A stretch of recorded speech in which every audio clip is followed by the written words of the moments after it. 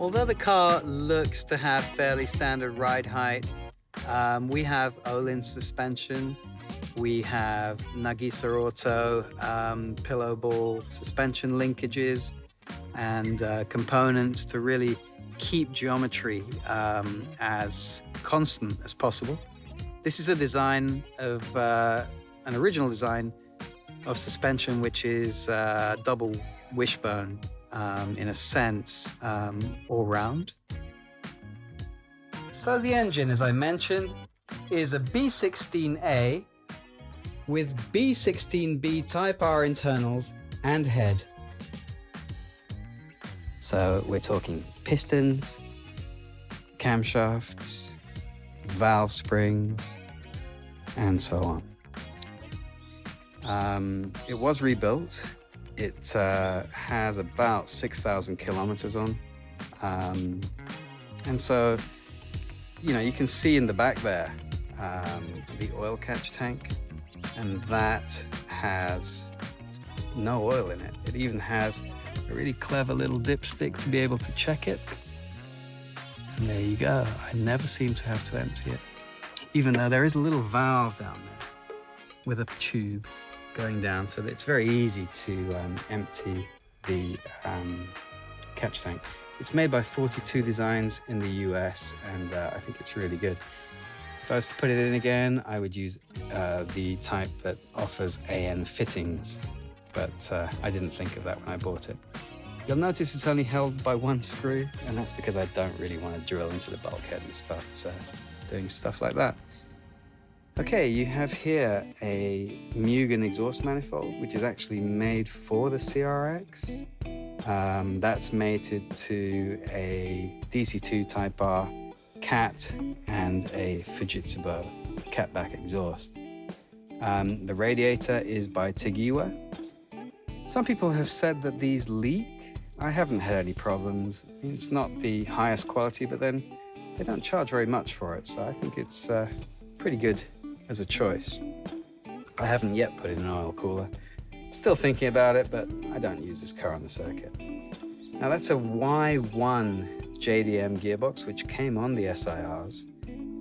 That has a Torsen LSD, and inside we have Synchrotech Synchromesh and a Toda Racing flywheel and a Cusco copper mix clutch. The intake there is the one that I mentioned earlier. In fact, I only kept the pipe. It was really corroded. It's probably corroded a little bit more since. And I changed the mushroom filter. Now, some people say that HKS filters don't filter very well. I find that as long as you change the sponge from time to time, because it does disintegrate, it's fine. This is OBD1. The ECU is obviously OBD1 as well, so the engine was rewired. We have here a brand new, or it was brand new, compressor for the air conditioning. And you can't see it down there because it's buried under the expansion tank.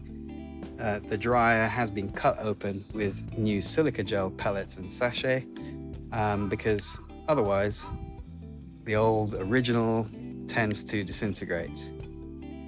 I think that pretty much covers it. I'm sure there's other things like original engine mounts filled with a special blend of silicone to stop the engine from moving about.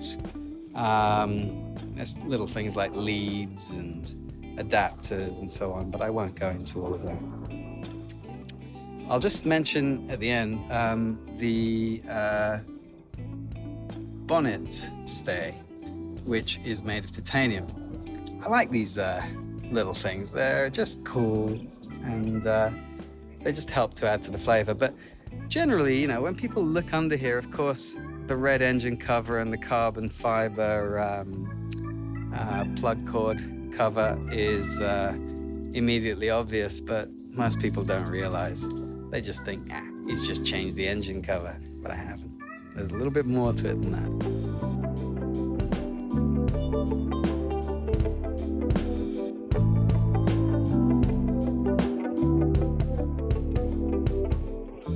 have a lot more to share with you.